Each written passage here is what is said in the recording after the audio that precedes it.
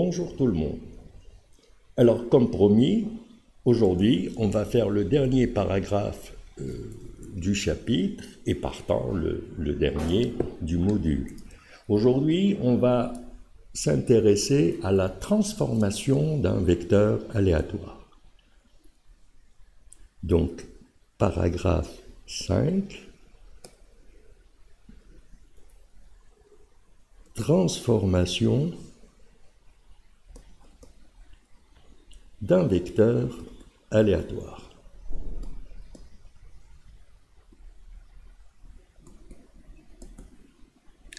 Alors on va commencer par poser le problème auquel on veut apporter une solution. Donc 5.1, position du problème.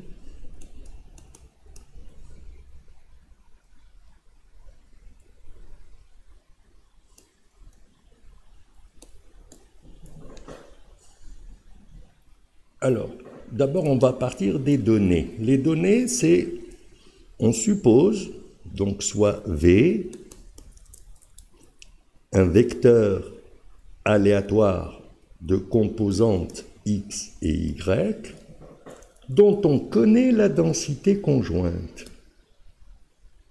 Dont on connaît la loi de probabilité.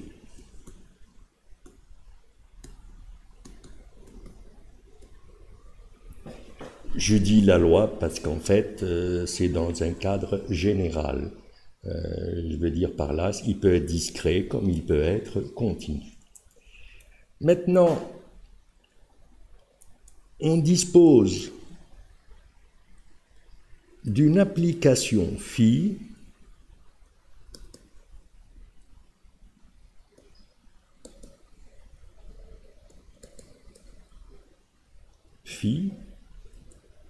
qui va de R2 dans R2.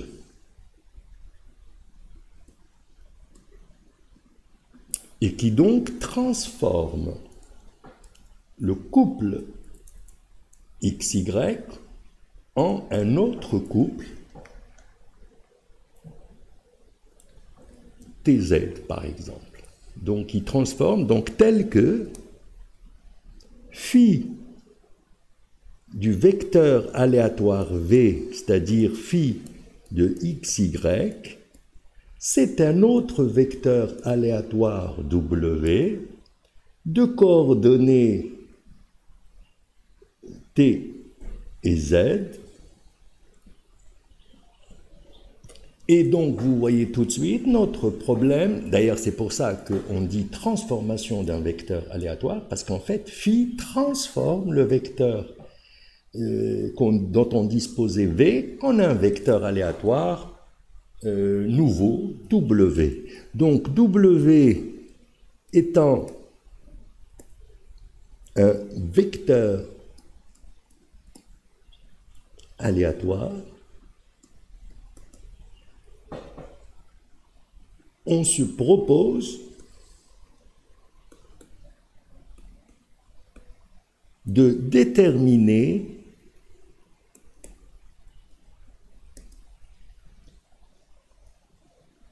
la loi de probabilité du nouveau vecteur obtenu W. Voilà donc le problème. En fait, aujourd'hui, c'est ainsi qu'on élabore, qu'on construit de nouvelles lois de probabilité. Je vous rappelle, on en avait parlé tout au début. La seule façon de créer une loi de probabilité consistait tout simplement à faire une expérience et à en déduire la loi de probabilité. Aujourd'hui, on ne fait plus ainsi, on n'a plus besoin d'expérience, on se place dans un cadre théorique, ce qui fait que le plus souvent, on prend deux lois de probabilité, on fait la somme, ce qui est donc une transformation, et on cherche ce qu'on obtient comme nouvelle loi de probabilité. Voilà.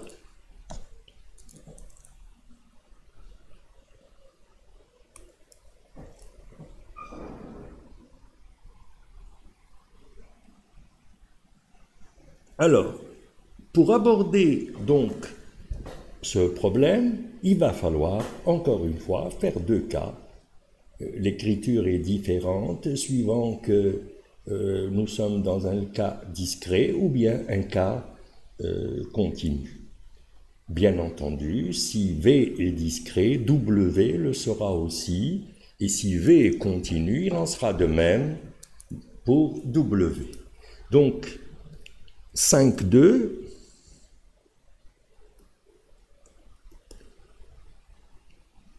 cas d'un vecteur aléatoire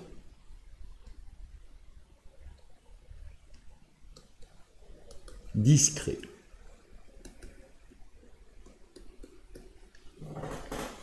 Alors, c'est d'une certaine façon le cas le plus facile et le plus difficile. Pourquoi? Parce qu'en fait, il n'y a pas de formule. Il va falloir à chaque fois raisonner au cas par cas. Mais l'idée générale, on va la donner. Donc, on avait dit que V, c'était le couple XY, avec les PIJ, bien sûr, la loi de probabilité PIJ, et phi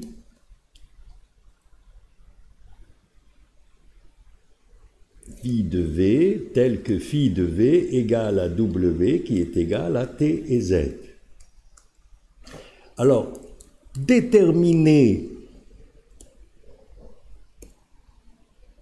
la loi de W, ça veut dire tout simplement, ça revient à calculer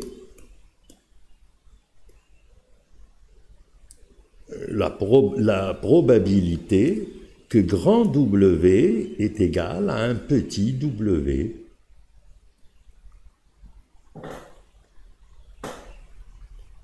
Et cela, bien sûr, pour quel que soit W qui appartiendrait au support du vecteur aléatoire W. Alors bien sûr, de par la relation, parce qu'il est clair qu'on ne peut calculer cette probabilité qu'en revenant à V. Pourquoi? Parce que V, on connaît la loi de V. Donc il va falloir revenir à V, et pour y revenir, bien sûr, on va utiliser la relation qu'il y a entre V et W, à savoir que phi de V est égal à W. Donc, la probabilité de l'événement où grand W est égal à W, ça n'est rien d'autre que la probabilité que phi de V soit égal à W. Et donc, pour trouver cette probabilité, il faut trouver l'événement. À quoi correspond l'événement phi de V égale à W? Bien entendu, on ne peut pas être explicite parce qu'on ne connaît pas phi, on ne connaît pas V ni W, et donc c'est impossible, n'est-ce pas, de pouvoir expliciter cet événement. Mais ce qui est sûr, c'est que l'événement phi de V égale à W est une équation. Bon, ça peut être aussi un système d'équations, si V contient deux variables x, y et w aussi, ça va donner bien sûr un système. Mais qu'importe. Cet événement est représenté donc par un système ou bien par une équation, et donc il va contenir quoi? Il va contenir les solutions de l'équation phi de V égale à w. Alors c'est bien sûr, il n'y a pas de formule générale pour trouver ces solutions-là, pour une raison très simple, c'est qu'on ne connaît pas phi. Et donc, ce qu'on va faire, à chaque fois, une fois phi connu, on va déterminer les solutions. Alors bien sûr, il peut arriver qu'il n'y ait pas de solution, auquel cas la probabilité serait égale à 0 et petit w n'appartiendrait pas au support. Mais pour une valeur w qui appartient au support de grand W, cette probabilité-là n'est pas nulle. Alors, il est rare que une telle équation, un tel système admette une seule solution. Aussi, on va raisonner dans un cadre général, c'est-à-dire on va supposer que l'équation phi de V égale à W, on va supposer dans un cas général qu'elle admette plusieurs solutions. Donc on va les appeler soit V1, V2, jusqu'à VL, les L solutions de l'équation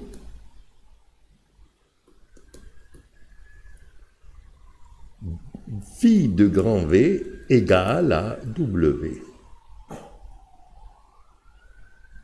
À ce moment-là,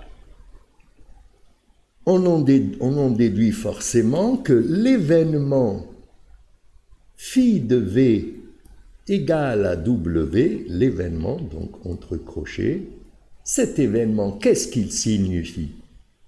Cet événement, c'est l'événement V égale à petit V1 ou V égale à petit V2 ou etc. jusqu'à V égale à petit Vn. Les L peut être infini, cela importe peu. Alors la solution apparaît tout de suite, c'est que la loi de probabilité que l'on cherche, cette loi-là, ça sera la probabilité de cette réunion, et la probabilité de la réunion, c'est la somme des probabilités, bien entendu, si les événements sont incompatibles, ce qui est le cas. V1 est différent de V2, qui est à son tour différent des autres. Et ainsi, on obtient que cette probabilité, c'est la somme de la probabilité que V soit égal à VI, avec I qui va de 1 jusqu'à N. Voilà donc la seule formule qu'on puisse donner en pareil cas. Alors pour illustrer ce qu'on vient de faire, on va faire deux exemples. On va faire un exemple simple qui est celui de l'exemple A sur lequel nous avions travaillé dans le cas discret, et puis on va faire un exemple un peu plus compliqué et qui va nous donner un résultat qui sera important. Donc on va mettre, dans un premier temps, reprenons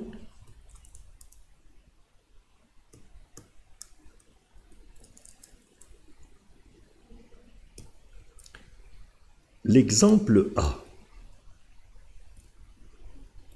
C'était l'exemple du tableau, je vous rappelle. Et dans cet exemple A, on se propose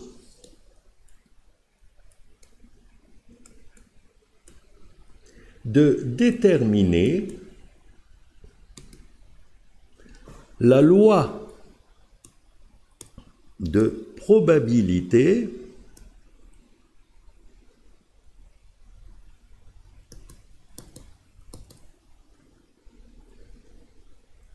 de la variable aléatoire S qui est définie par S égale à Y2 moins X.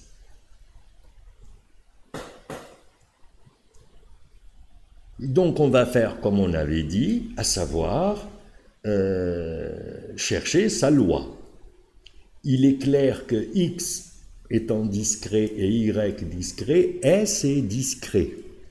Ça, c'est la première remarque. La seconde, comme X prend un nombre fini de valeurs et que Y prend un nombre fini de valeurs, cela veut dire que S aussi va prendre un nombre fini de valeurs. Et donc, la loi de probabilité, ça n'est rien d'autre que la probabilité que S soit égal à des valeurs possibles. Et donc, avant de trouver cette loi de probabilité, On va tout simplement chercher le support de S, c'est-à-dire quelles sont les valeurs que S peut prendre. Alors, le support de S, et que donc on va noter S de oméga. Alors il est relativement simple puisque X ne peut prendre que 2 valeurs et que Y aussi ne prend que 2 valeurs. Il s'ensuit que S peut au maximum prendre 4 valeurs. Mais en fait il n'en est rien. C'est des calculs relativement simples. On peut en déduire que en fait S ne prend que 2 valeurs. Pourquoi? Parce que Y peut être égal à moins 2 ou à 2, et donc dans tous les cas, Y au carré, ça vaudrait 4. Et donc les seules valeurs possibles, c'est 4 moins 2, 2, et puis 4 moins 1, 3. Voilà. Donc S ne prend que 2 valeurs, et donc, donner la loi de probabilité de S revient à calculer 2 probabilités. On doit donner la probabilité, la loi de probabilité de S, et alors, on commence par le premier. P de S égale 2. Alors, on va faire le chemin inverse, c'est-à-dire revenir à X et Y, ce qu'on disait tout à l'heure, parce que S, on ne sait rien dessus. Par contre, X et Y, on le sait. Alors, c'est donc la probabilité que Y2 moins X soit égal à 2.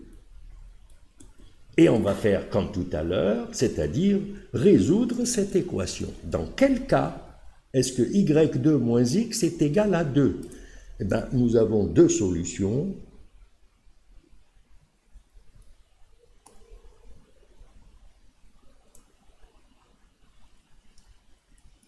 On a donc 2 solutions.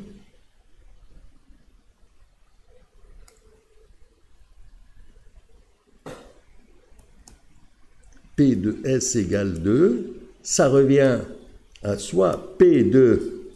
Alors, quand X vaut 1,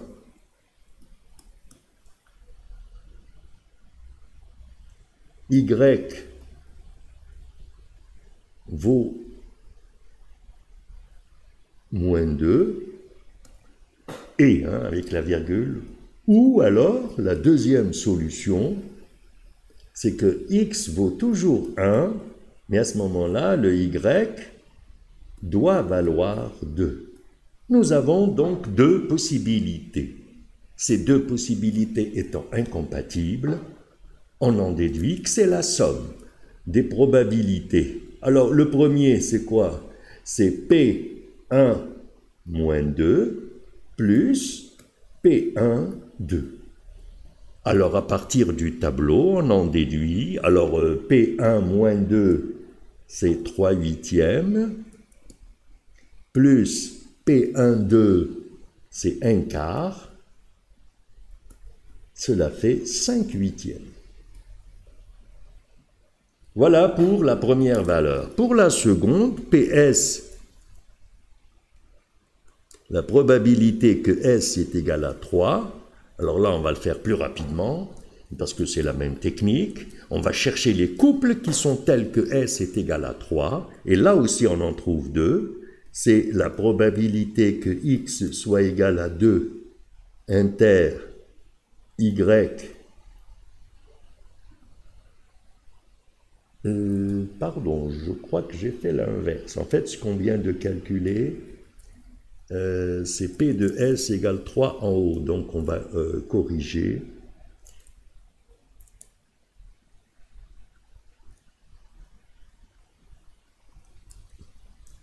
Donc, je reviens.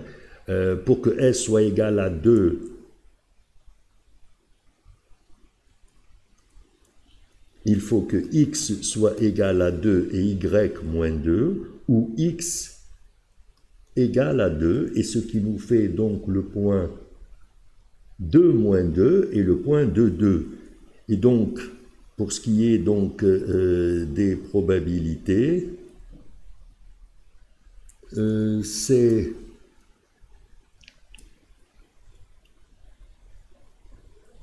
un quart plus un huitième.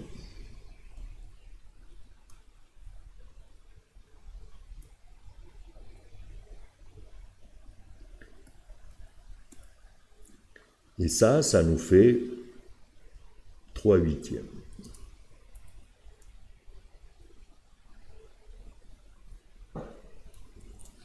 Maintenant, pour S égale à 3, donc là, il faut que le X soit égal, donc à 1.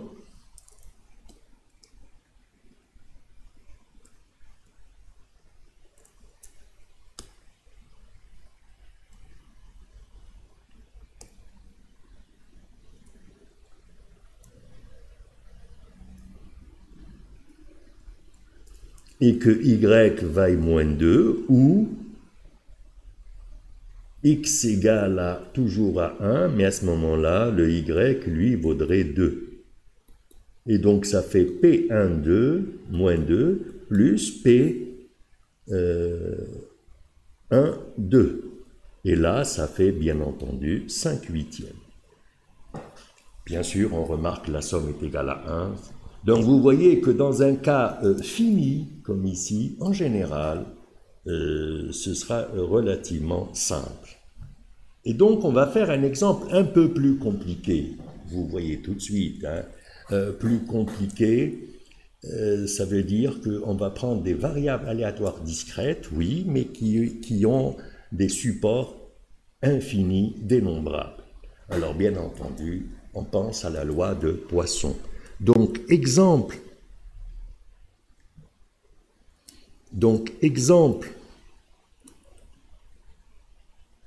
2. Alors, je vais faire exprès de le donner de la façon dont on l'étudie en général, et ça n'apparaît pas, et vous ne verrez pas tout de suite, vous ne verrez pas le lien avec ce qu'on vient de faire. Alors, on dispose de 2 variables aléatoires, soit x et y, 2 variables aléatoires indépendantes, on le sait, on nous le dit.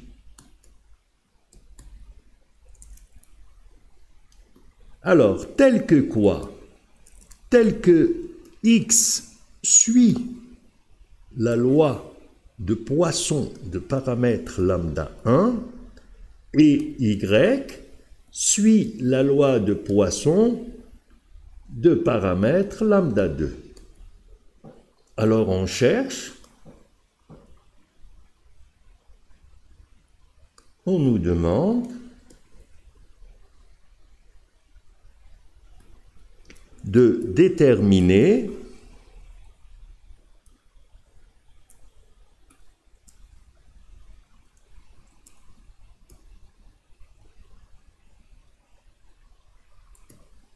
la loi de la variable aléatoire z qui est égale à x plus y. En fait, cet exercice est un théorème. Il nous dit ce que donne la somme de 2 lois de Poisson. Est-ce qu'on va obtenir une loi de Poisson ou bien une autre? Et c'est ce qu'on va démontrer. Alors effectivement, a priori, cet exemple n'a pas de lien avec ce qu'on vient de faire, puisqu'on ne voit pas de transformation, etc. En fait, la fonction phi, elle est donnée, mais de façon implicite.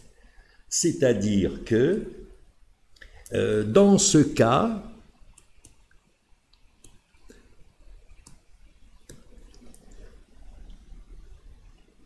on considère phi une application non pas de R2 dans R2, mais de R2 dans R, qui est donc telle que l'image du couple XY, c'est la variable aléatoire Z et qui est égale à X plus Y. Voilà. Donc il s'agit effectivement d'une transformation du couple aléatoire. Alors, on va bien sûr rappeler les lois de X et de Y. On sait que si X suit la loi de Poisson de paramètre lambda 1, cela signifie que la probabilité que X soit égal à I, c'est des valeurs entières, cette probabilité c'est exponentielle moins lambda 1 puissance I sur factoriel I, avec I qui parcourt n en entier, donc qui est infini. Le support de X est infini. De même, si Y suit la loi de Poisson de paramètre lambda 2, cela signifie que sa loi de probabilité que Y soit Y égale à J, alors je fais exprès, je me mets dans le cas général, on ne va pas mettre Y égale à I, ce n'est pas forcé. Donc dans le cas général, c'est exponentielle moins lambda 2 à la puissance J sur J factoriel, et là aussi J appartient à N. Voilà pour la première donnée. On a une deuxième donnée. On nous dit que X et Y sont indépendantes. Alors c'est important. Pourquoi c'est important? Parce que quand on connaît la loi d'une variable X et la loi d'une variable Y, on ne peut pas en déduire la loi du couple. L'inverse est vrai. À partir de la loi du couple, on peut trouver les lois marginales. On l'a fait. Par contre, le chemin inverse est impossible, sauf dans un cas. Ce cas, c'est quand il y a indépendance. Donc, ce qu'on avait appelé la loi conjointe, comme X, Y sont indépendantes,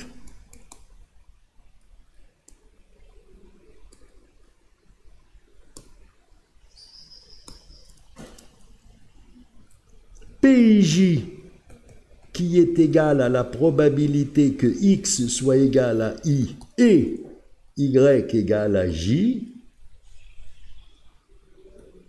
comme elles sont indépendantes, ceci c'est tout simplement la probabilité que X soit égal à I que multiplie la probabilité que Y soit égal à J. Et donc c'est relativement simple. Ça va nous donner quoi? Alors, bien sûr, on va regrouper certains termes, en l'occurrence les exponentielles.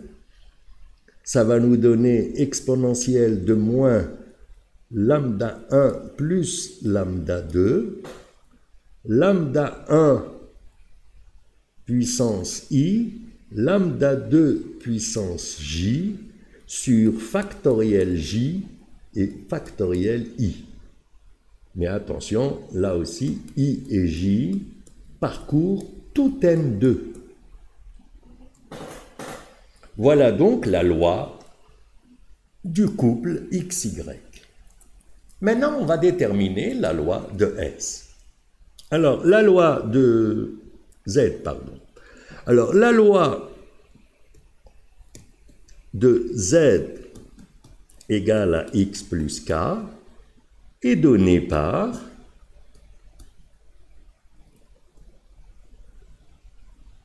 la probabilité que grand Z, alors il est clair que X étant entier, donc discret, et Y aussi, Z aussi non seulement sera discret, mais en plus lui aussi, Z sera entier. Alors les valeurs qu'il peut prendre, on ne peut pas les appeler I, parce que le I est réservé pour le X, et on ne peut pas les appeler J, parce que c'est réservé pour les Y. Ben, on va l'appeler K. Voilà. Alors, comme tout à l'heure, quand on cherche cette loi, on ne peut la trouver que si on se ramène dans V, c'est-à-dire le couple XY. Et donc, ceci signifie que la probabilité que X plus Y soit égale à K.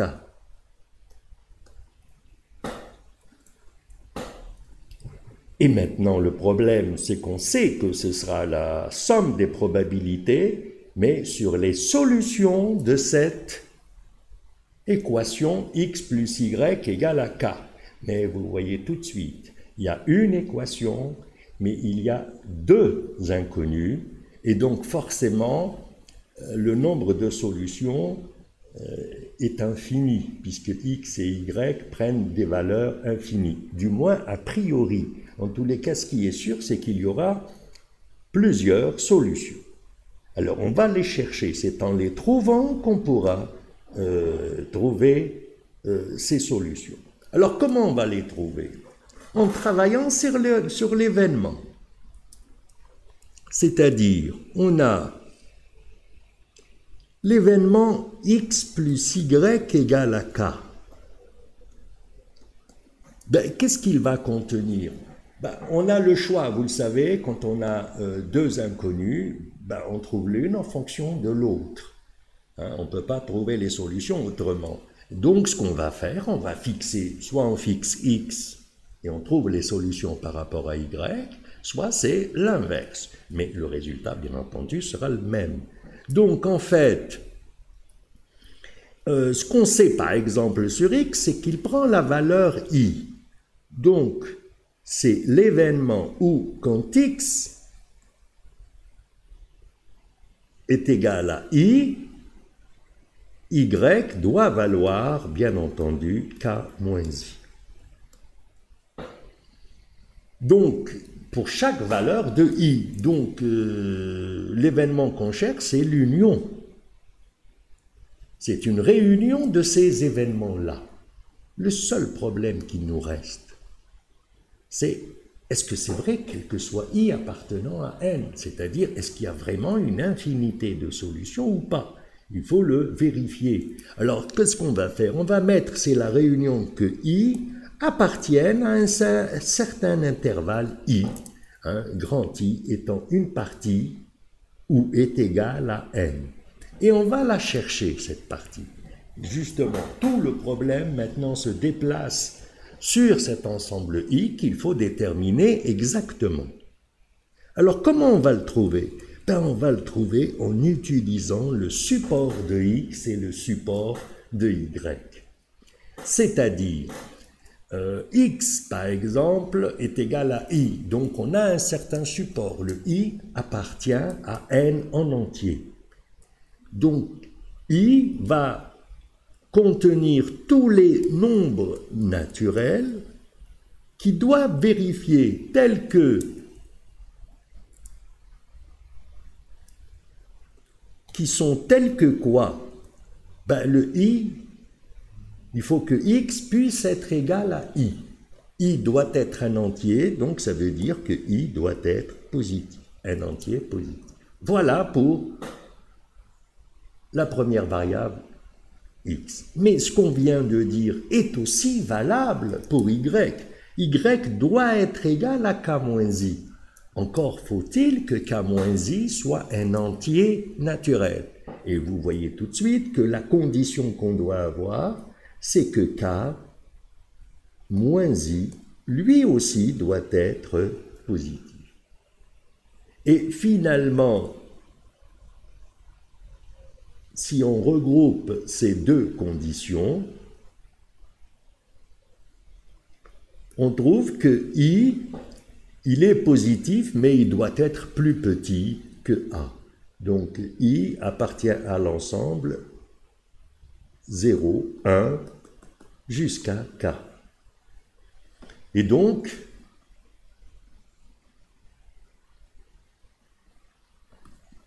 l'ensemble I contient K plus une valeur pour I. Autrement dit, il y a K plus une solution à notre équation.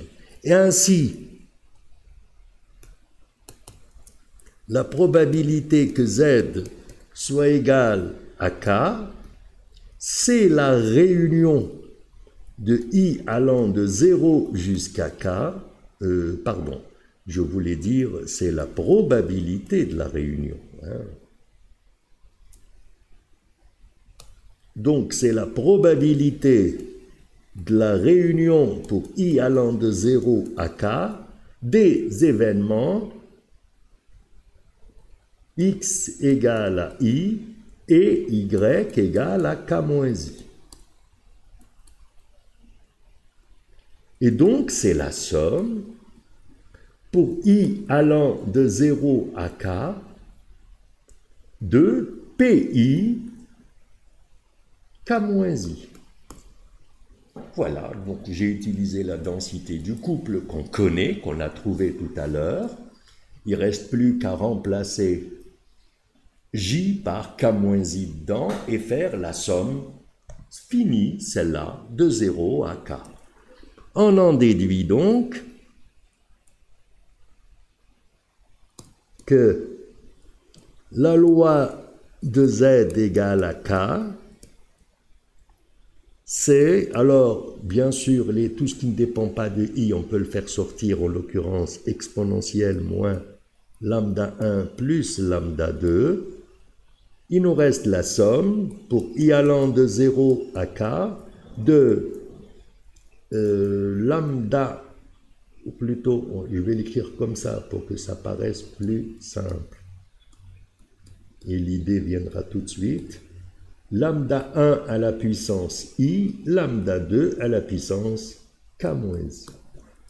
Bien entendu, quand on l'écrit de la sorte, on pense tout de suite à des combinaisons, à des, ce qu'on avait appelé donc les CKN. Sauf qu'il n'y a que deux termes factoriels, alors qu'il en faudrait 3. Il nous en manque un au numérateur, et ce terme qui nous manque, c'est bien sûr K factoriel. Alors, est-ce que ce terme-là pose un problème? Non, parce que le terme qui nous manque ne dépend pas de I. Conclusion, on peut le faire apparaître et disparaître. Je veux dire par là, on peut le faire entrer sous le signe somme et on peut le faire sortir sans que cela ne pose le moindre problème. Il s'ensuit qu'on peut écrire les choses autrement. On peut dire que c'est exponentielle de moins lambda 1 plus lambda 2 sur factoriel K, la somme des CKN, c'est IK, hein, c'est plutôt l'inverse, hein, c'est CIK,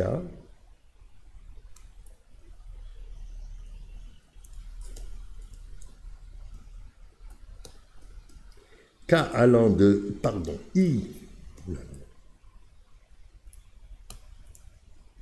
I allant de 0 à K, de lambda 1 puissance I, lambda 2 puissance K moins I. Et donc, vous le voyez tout de suite, c'est la formule du binôme, et donc on obtient exponentielle moins lambda 1 plus lambda 2, lambda 1 plus lambda 2 puissance K,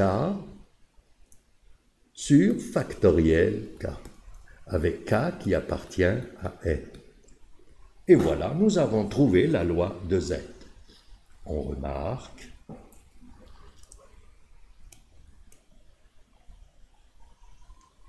que Z suit la loi de Poisson, mais de paramètres lambda 1 plus lambda 2.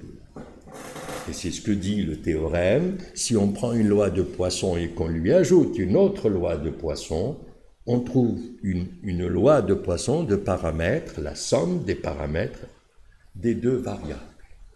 Voilà. Avec cet exemple, je pense que l'application, le cas discret, deviendra relativement simple. On aborde le cas continu. Donc, 5,3.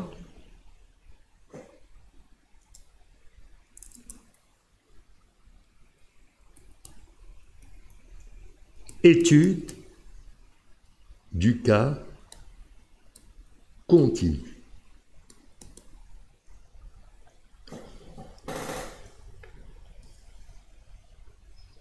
Alors pour les cas continus, je vous rappelle, on dispose d'une application phi. Ce qu'on a, c'est que XY, le couple XY, dont on connaît la densité conjointe,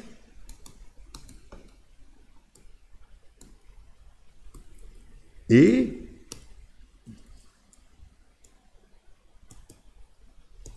phi tel que phi de V, qui est égal à phi donc de XY, c'est un vecteur W qui n'est rien d'autre qu'un couple ZT. Voilà. Et donc on cherche la loi, en l'occurrence la densité de probabilité. Donc on cherche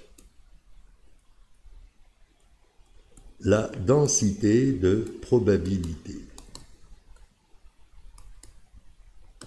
Alors la technique habituelle quand on cherche une densité, elle consiste à déterminer plutôt la fonction de répartition, ensuite à dériver. Donc la première idée qui vient à l'esprit, c'est de passer par la fonction de répartition de W,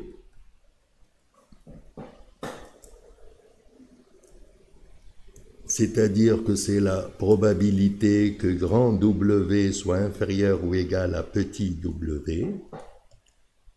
Bien entendu, on ne sait rien sur W, donc on va revenir à V grâce à la relation phi de V égale à W, et ceci nous permet d'écrire phi de V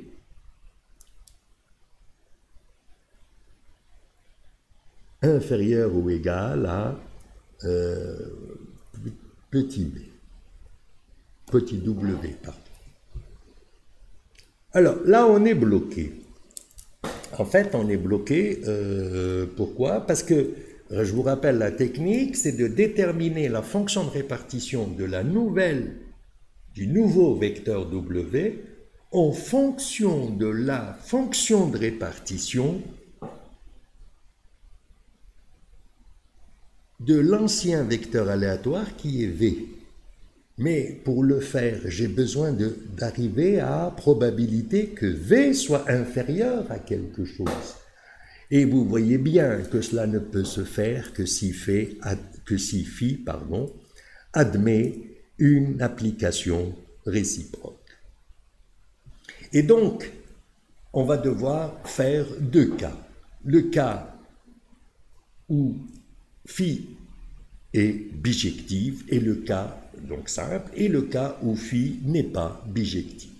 Alors, pour pouvoir les aborder, on a besoin d'un outil mathématique qu'on appelle le jacobien.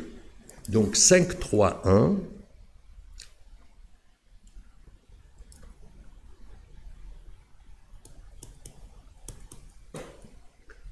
Jacobien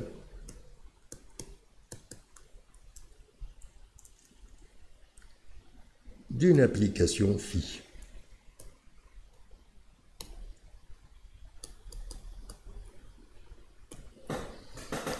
Alors, le jacobien, en fait, vous le verrez en analyse, s'utilise surtout quand on veut faire des changements de variables dans une intégrale double ou triple, ou en tous les cas de dimension supérieure à 1.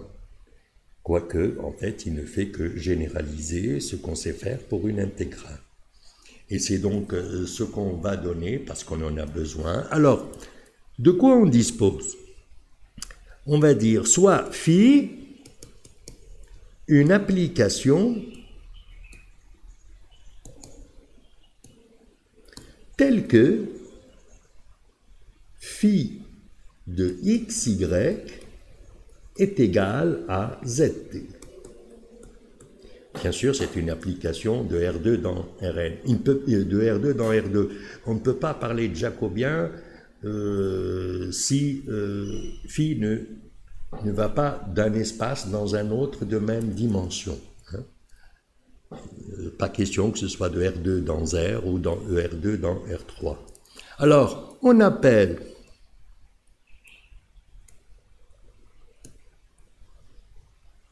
jacobien de l'application phi le déterminant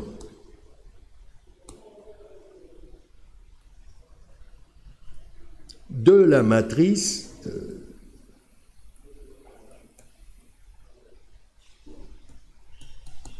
suivante. Bon, c'est une matrice 2-2, hein, vous avez dû le faire en algèbre. Hein. Alors la matrice, c'est celle-là. C'est une matrice 2-2 qui contient les dérivées partielles. Alors les dérivées partielles des anciennes variables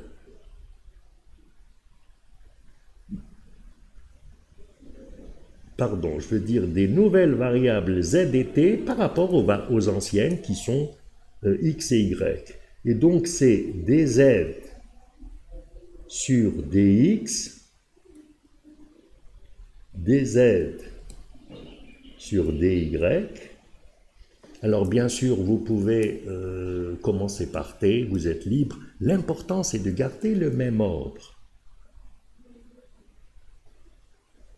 dt, pardon.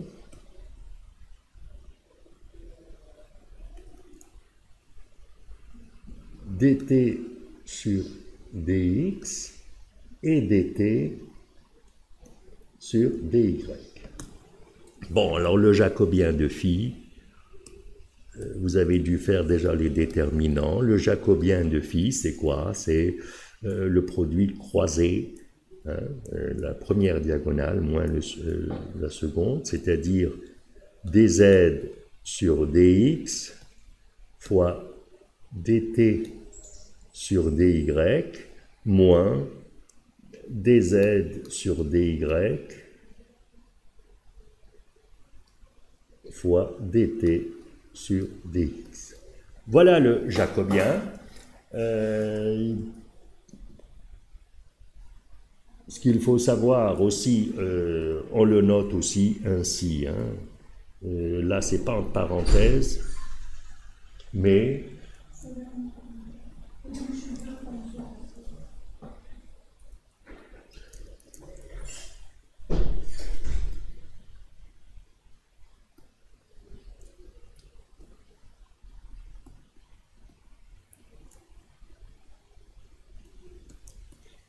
sur dy et puis dt sur dy. Voilà. Voilà donc ce que c'est que le jacobien de l'application, ce qu'on va appeler le jacobien de l'application phi. Bon. Alors il faut remarquer, ça c'est important à dire, donc on remarque, c'est que si phi est bijective, le jacobien de phi est différent de 0, mais en plus, le jacobien de phi moins 1, c'est-à-dire l'application réciproque, est égal au jacobien 1 sur le jacobien de phi. Voilà. Alors cet outil ayant été défini, maintenant on va aborder là les deux cas, à savoir le cas discret, pardon, le cas bijectif et le cas non bijectif. Donc 5, 3, 2.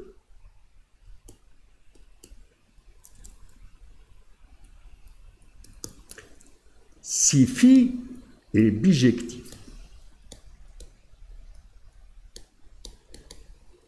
Alors là, c'est relativement simple. La densité du couple ZT, qui est, je vous rappelle, l'image de XY par phi, est donné par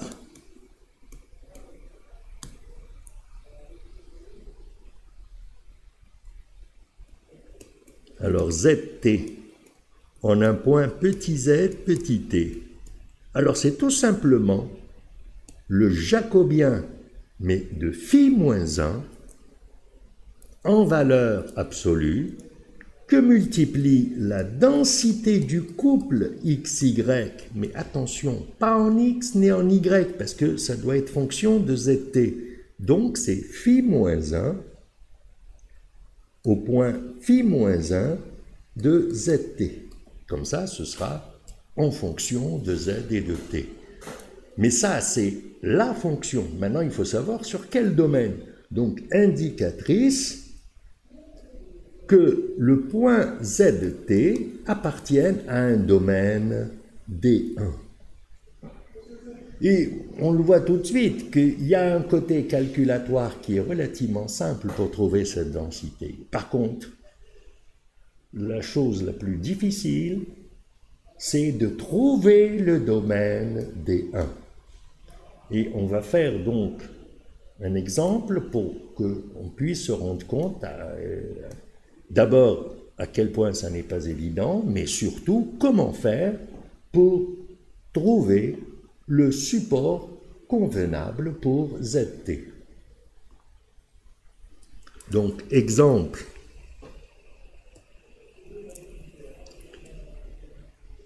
On va reprendre l'exemple B.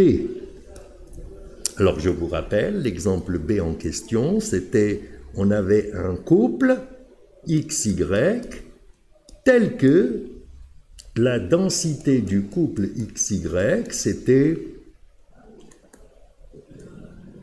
K XY2 avec un domaine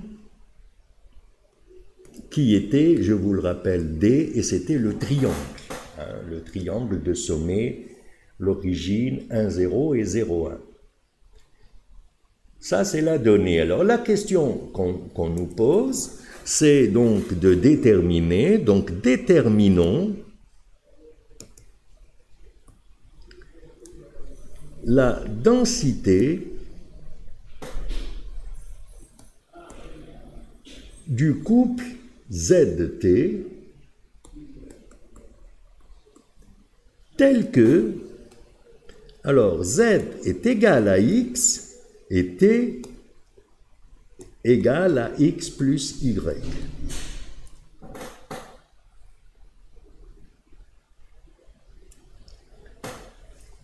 Alors, bien entendu, on le voit encore une fois, que dans l'exemple, il y a quelque chose qui manque. C'est l'application phi. On ne nous parle pas de phi. Mais en fait, on en parle, mais d'une façon implicite. Ceci dit, nous, on va devoir le définir. Donc, pour entamer la solution, on va dire, posons, ou bien soit, phi, l'application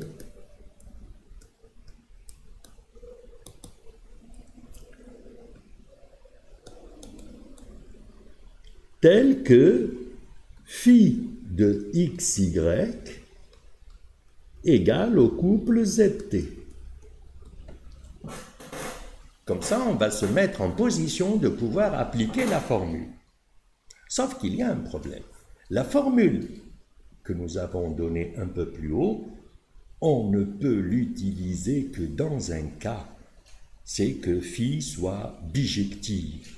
Et donc, avant d'utiliser la formule en question, il convient de vérifier la bijection de phi. Bon, on ne va pas dire vérifions, parce qu'en fait, on va faire plus que ça. On va tout simplement étudier la bijection. Soit, donc, commençons par étudions la bijection de phi.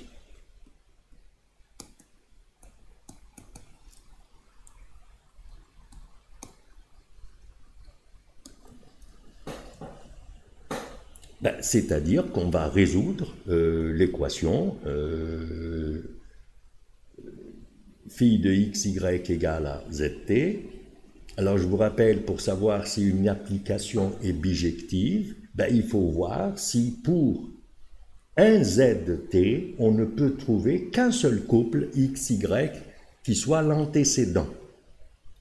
Et donc, ça va nous amener à résoudre le système suivant.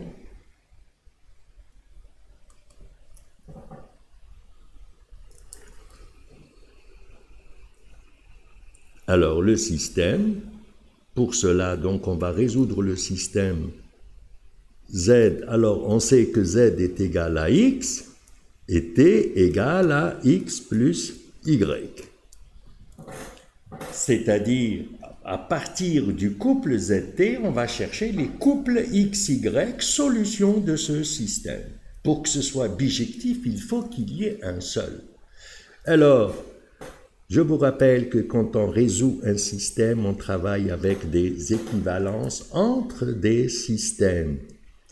C'est un peu comme pour une équation, on travaille aussi avec des équivalences. Alors de là, on peut tirer x est égal à z, et y, ben, il est égal à t moins z. En fait, c'est t moins x et donc t moins z.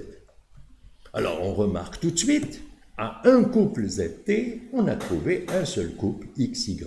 Donc, la première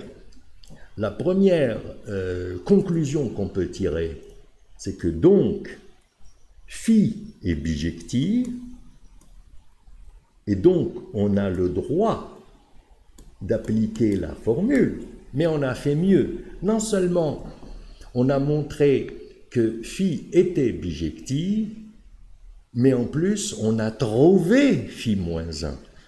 C'est l'avantage donc de la résolution du système, c'est qu'elle nous dit si phi est bijective, mais surtout, elle précise la fonction, l'application réciproque.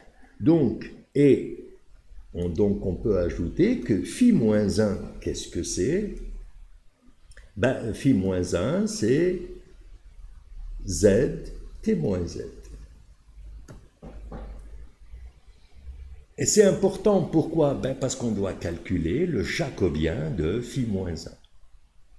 Alors, calcul du jacobien de phi moins 1, hein, c'est-à-dire celui qu'on a noté j phi. Alors, le jacobien de phi moins 1, on va commencer.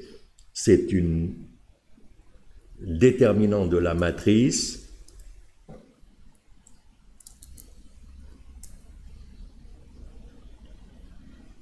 Alors, le z, c'est le x, n'est-ce pas? Donc, on va dériver le x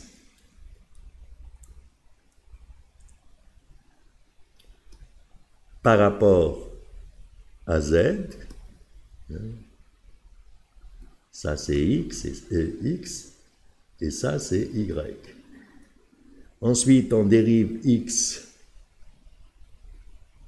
par rapport à t. Et enfin, on fait la même chose, mais cette fois-ci pour y. Voilà.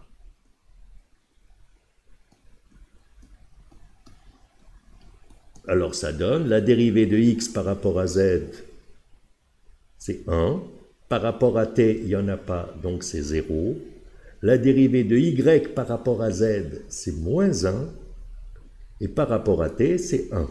Et donc, le jacobien est égal à 1. Voilà donc pour le jacobien. Ben, il s'ensuit donc directement, on en conclut que la densité du couple ZT au point petit z petit t, ceci est égal à...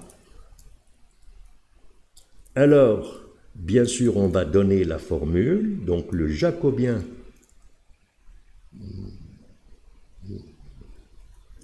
phi moins 1.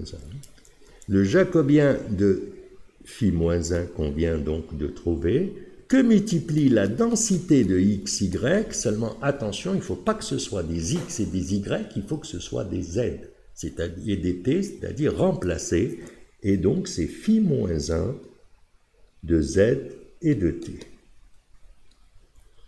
Bon, indicatrice que ZT appartiennent à un domaine D1. On va laisser le domaine en question pour la fin. Alors, on commence d'abord par le jacobien. On a dit que c'est 1 en valeur absolue. La densité. La densité, c'est K. K que multiplie X. Mais X, d'après phi moins 1, c'est Z.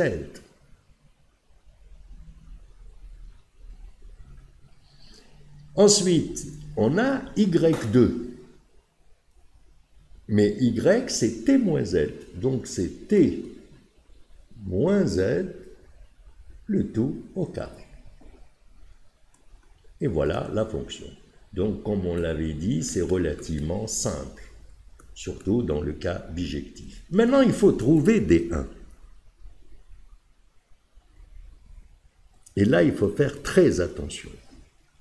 Alors d'abord, D1, qu'est-ce que c'est? C'est un ensemble de couples de ZT, donc qui appartiennent à R2. Alors, on cherche le support de ZT. Pour le trouver, on est obligé d'utiliser le support de X et, bien entendu, le système, c'est-à-dire les relations entre ZT et XY. Par exemple, je repars dans le système, la première équation, c'était que Z était égal à X. Comme on sait que X est compris entre 0 et 1, rappelez-vous le triangle, le support de X est 0, 1, donc j'en déduis que forcément, on a Z qui est compris entre 0 et 1. Maintenant, T, la deuxième équation, me donne T égale à X plus Y. X étant compris entre 0 et 1, Y étant compris entre 0 et 1, il est clair que T est compris entre 0 et 2.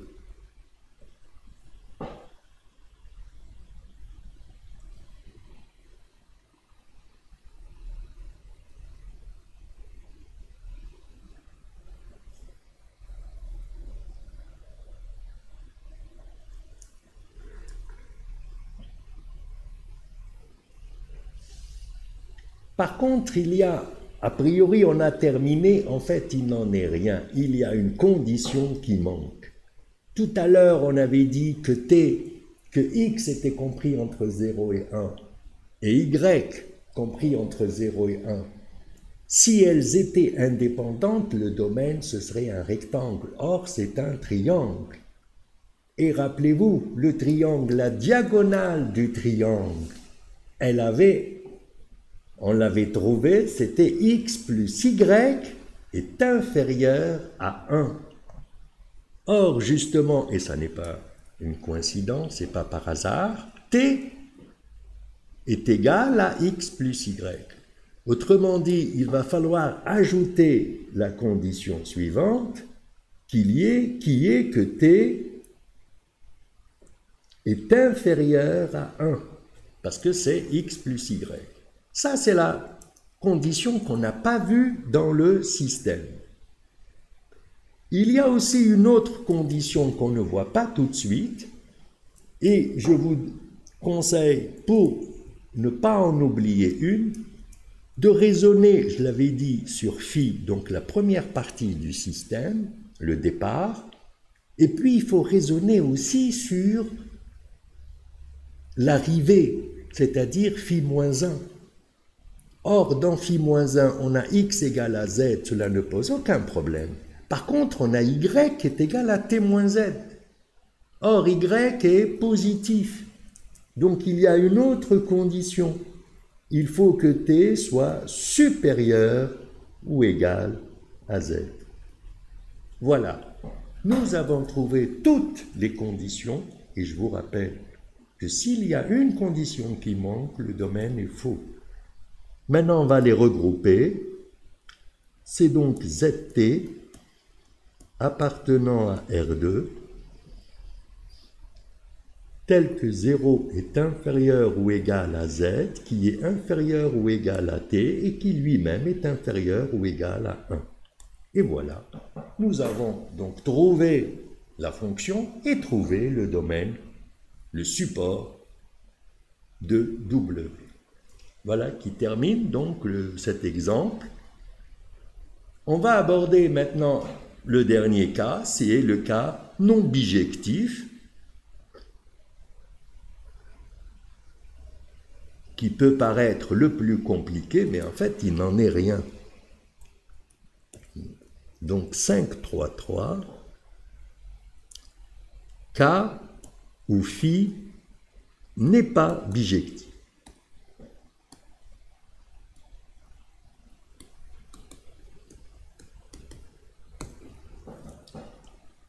Alors, la solution qu'on va utiliser, elle est très simple. C'est comme dans une intégrale. Quand on est obligé de faire un changement de variable et qu'on voit que sur le domaine d'intégration AB, la fonction n'est pas bijective. Alors, qu'est-ce qu'on fait? On est obligé de faire le changement, seulement si elle n'est pas bijective, on n'a pas le droit de le faire. Alors, la technique classique consiste à couper le domaine. Au lieu que ce soit AB, on va dire que c'est AC plus CB. Et on coupe le domaine de telle sorte que sur chaque petit domaine, AC ou bien CB, là, le changement devient bijectif et donc on le fait. Et après, le résultat, on fait la somme. Eh bien, c'est ce qu'on va faire. Si phi n'est pas bijectif, ben on va couper. Seulement, problème, on va couper en combien de morceaux? Ben, tout dépend du nombre d'images réciproques que phi admet. Donc, si phi n'est pas bijectif, on va poser soit psi 1, psi 2, jusqu'à un certain nombre L, les L images réciproques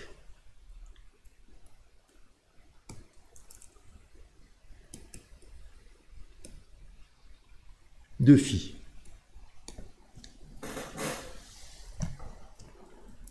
Alors, dans ce cas, une fois qu'on a les images réciproques, on peut, sur chaque intervalle, appliquer la formule qu'on vient de faire qui correspond au cas bijectif, une fois qu'on a donc fait les coupures, et donc, il est facile à ce moment-là d'en déduire la solution générale, c'est-à-dire la densité du couple ZT, la densité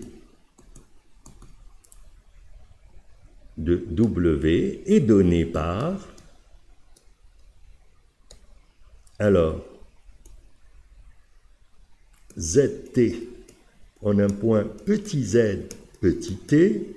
Alors, j'avais dit on va faire la somme, I allant de 1 jusqu'à L. Sur chaque somme, on va appliquer la formule précédente, donc c'est la valeur absolue du jacobien, mais pas de phi moins 1, puisque ça n'existe pas, mais on va dire de psi I. C'est un morceau, hein, c'est par morceau, que multiplie la densité, bien entendu, du couple XY qu'on connaît, mais attention là aussi, il faut que ce soit écrit en ZT, donc on va composer par psi I de Z et de T. Voilà. Indicatrice que, bien entendu, ZT appartiennent à un certain domaine D1 qu'on déterminera par la suite. Voilà la formule. Bon, ça paraît compliqué. En fait, ça n'en est pas, parce que dans la majorité des cas, vous trouverez la somme du même terme. Et donc, s'il y en a L, ce sera L fois. le terme obtenu. Et on va faire un exemple pour bien étayer, qui est aussi d'ailleurs un théorème. Alors allons-y. Exemple.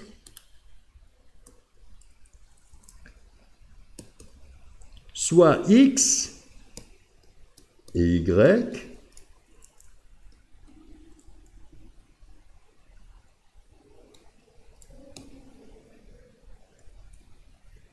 soit x et y, deux variables aléatoires indépendantes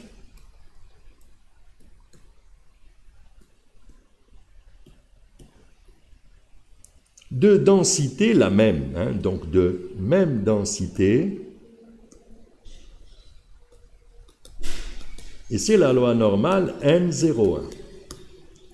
On nous demande on se propose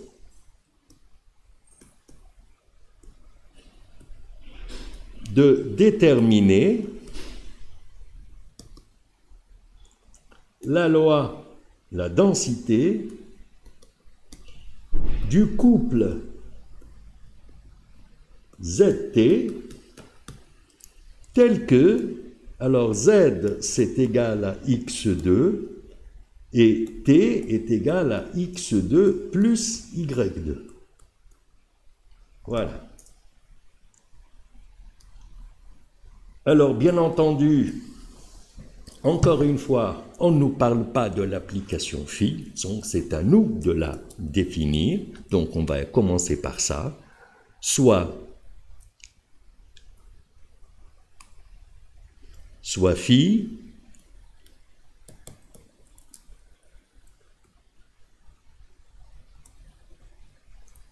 l'application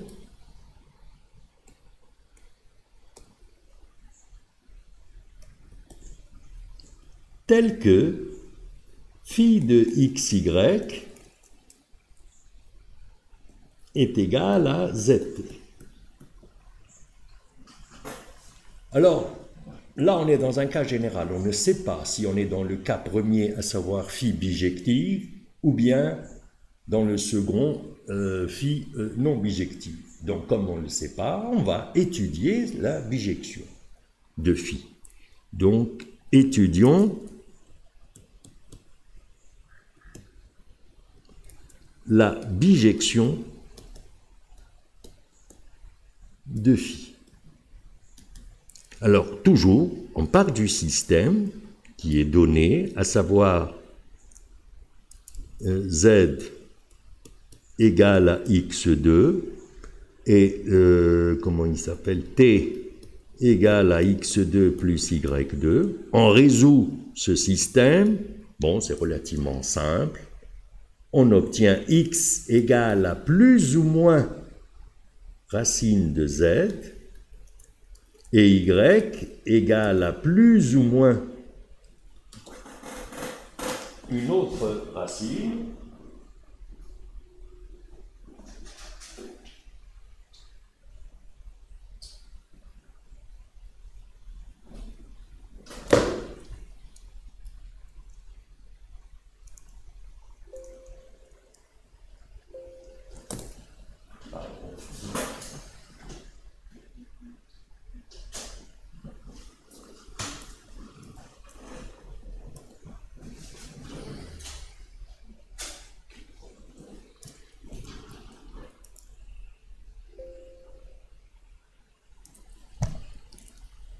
c'est racine plus ou moins racine de t moins z. Donc, a priori, est-ce que phi est bijective? Non, puisqu'il y a deux possibilités pour x et deux possibilités pour y. Ça voudrait dire qu'il y a 4 solutions. 2 fois 2, 4. Et non pas 2 plus 2, c'est 2 fois 2. Il y aurait 4. Je dis bien il faut faire attention. A priori, on peut dire que phi n'est pas bijective. Mais on n'est pas sûr parce qu'il faut voir le domaine de variation de x. Si x, par exemple, appartient à R+, il n'y a pas deux solutions, il n'y en a qu'une. La solution moins racine de z, il faut la rejeter. Et la même chose pour y. Seulement, nous, x suit la loi normale n01, et donc x va appartenir dans R. Et partant, il y a bien deux solutions pour x et deux solutions pour y. Donc, phi n'est pas bijective, et donc on sait qu'on est dans le deuxième cas, mais ce qu'on va y gagner en faisant cette résolution du système, c'est qu'on va pouvoir identifier les quatre solutions, les quatre images réciproques. Il y a quatre images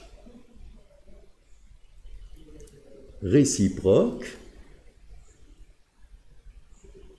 et on doit les déterminer pour pouvoir calculer le jacobien. Alors, il y a psi 1, c'est quoi? C'est x égale à racine de z et y égale à racine de t moins z. Ça, c'est la première. Psi 2, c'est x égale à racine de z et y égale à moins la racine de t moins z. Psi 3, c'est moins racine de z et racine de t moins z. Et enfin, psi 4, c'est moins racine de z et moins racine de t moins z. Bon, ça peut faire peur dans la mesure où on se dit on va devoir calculer 4 jacobiens différents. En fait, il n'en est rien. Si on compare les psi, on remarque que les différences est un petit signe. Et donc, ce sera la même chose pour le jacobien. Par exemple, le jacobien de psi 2 sera égal à moins le jacobien de psi 1. Et le jacobien de psi 4 sera égal au jacobien de psi 1. En fait, il n'y en a qu'un seul. Ça, c'est la première remarque. Donc, il en suffit d'en calculer un. Par contre, il y a une deuxième remarque. On se rend compte que le jacobien de phi est plus facile à trouver que le jacobien de psi. Alors, ce qu'on va faire, on va calculer le jacobien de phi, et puis revenir, je vous rappelle que c'est l'inverse, que le jacobien de psi i sera égal à 1 sur le jacobien de phi. Mais le jacobien de phi est relativement simple. Mais qu'importe. Allez, on va calculer le jacobien de psi i. Alors, par exemple, on va prendre psi 1. Et on va dériver x par rapport à z, y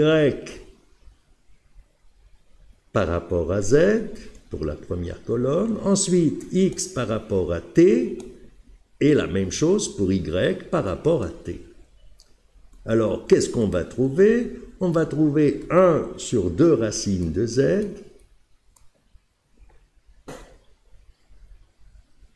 et on va trouver moins 1 sur 2 racines de t moins z, dx par rapport à t, c'est 0, et dy par rapport à t, c'est 1 sur 2 racines de t moins z.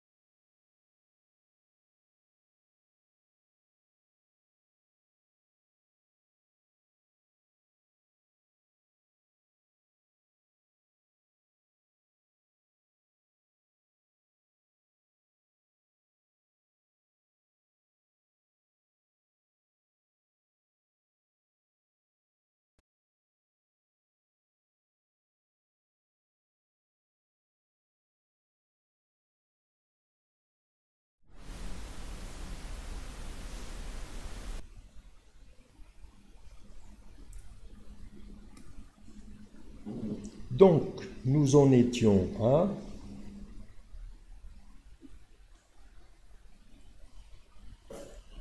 donc, 1 sur racine donc, de t moins z. Et ainsi, le jacobien, c'est 1 sur 4, racine de z, racine de t moins z. Alors, en fait, j'ai calculé le jacobien de psi 1, et j'ai noté que c'était psi i. En fait, pourquoi? Parce que ce qui nous intéresse, ce n'est pas les jacobiens des psi i, mais c'est les jacobiens des psi i en valeur absolue. Donc, psi 2, il faudra mettre un moins, aussi pour psi 3, mais pas pour psi 4. Et voilà. Donc, maintenant, on peut en déduire directement que la densité du couple ZT au point petit z petit t, alors c'est la somme pour i allant de 1 jusqu'à 4, de 1 sur 4 racine de z, racine de t moins z, donc voilà les psi i, que multiplie la densité du couple. Mais la densité du couple, je vous rappelle, comme ils sont indépendants, la densité du couple, c'est la densité de x que multiplie la densité de y. Alors la densité de x, c'est 1 sur racine de 2pi, exponentielle moins 1 demi de x2. Seulement, il faut l'écrire en fonction de z. Alors si x est égal à racine de z, x2 c'est z. Voilà pour la densité de x. Que multiplie maintenant la densité de y, ce qui va nous faire encore une fois racine de 2pi, exponentielle moins 1 demi de y2. Mais y2, ça n'est rien d'autre que t moins z. Voilà, avec le support zt égale à, appartient à d1. À la fin, nous trouverons ce domaine d1. Mais pour l'instant, on va calculer les termes en question.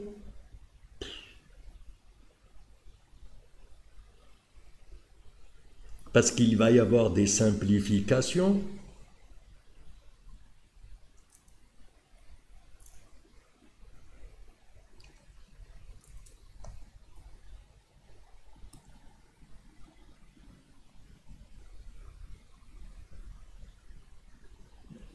Alors on remarque dans la somme, comme on l'avait dit tout à l'heure, ne dépend pas de i, et donc c'est 4 fois le même terme, d'une part, et dans les exponentielles, il y a des simplifications, l'exponentielle de z qui va partir. Cela va donc nous donner 1 sur 2pi, 1 sur racine de z, 1 sur racine de t moins z, exponentielle moins 1 demi de t, indicatrice que zt parcourt un domaine D1. On va donc maintenant trouver ce domaine. Alors, avec donc D1, qui est le domaine de variation de t et z, donc ce sont les points de R2 qui doivent vérifier certaines conditions. Alors, ces conditions, rappelez-vous, on les tire toujours des variations de x et de y et des relations que nous avions dans le système entre x, y et t et z. Alors, nous n'avons pratiquement aucune condition sur x et sur y puisqu'ils appartiennent à R, ce qui est en soi assez intéressant parce que ça simplifie, il n'y a pas de condition. Par contre, sur le système, nous savons que nous avions posé que t était égal à x2 et donc forcément t est positif. Voilà la première condition. La seconde concerne Z. Z, c'est x2 plus y2, donc c'est une somme des carrés, et donc là aussi, Z sera aussi positif. Alors, est-ce qu'on a trouvé toutes les conditions? Pour en être sûr, il faut raisonner sur les psi i. Est-ce que au niveau des psi i, il y a des conditions à ajouter? Alors, on remarque qu'à l'intérieur de psi i, nous avons le terme racine de z. Or, racine de z n'existe que si z est positif, mais ça, nous l'avions déjà posé. Donc, c'est une condition qu'on n'a pas besoin de répéter. Par contre, le deuxième radical, lui, il contient t moins z. Et donc, on doit avoir t moins z positif. Voilà. Et nous avons donc trouvé toutes les conditions. On va juste arranger le domaine. Donc, c'est l'ensemble des couples TZ appartenant à R2 tel que Z est supérieur ou égal à 0, mais est inférieur à T. Voilà le domaine D1. Bien entendu, deux remarques là-dessus. Je disais bien entendu, pour vérifier qu'on ne s'est pas trompé, la meilleure technique consiste à vérifier qu'on a bien une densité, c'est-à-dire que l'intégrale double sur ce domaine D1 doit être égale à 1. Ça, c'est la première remarque. La seconde, et celle-là, elle est importante, c'est qu'on vient d'obtenir la densité du couple ZT. On peut donc, par la suite, chercher les densités marginales de Z et de T, comme on l'avait fait pour le couple XY. Voilà ce qu'il fallait dire, donc, sur cette partie-là. Je vous engage à essayer de résoudre les problèmes et les exercices qui vous seront proposés dans les différentes séries d'exercices. Ces exercices seront le plus souvent corrigés et donc ça devrait pouvoir vous aider. Voilà, je remercie tous les étudiants que j'ai eus durant toute l'année et je les remercie pour leur aimable attention. Merci.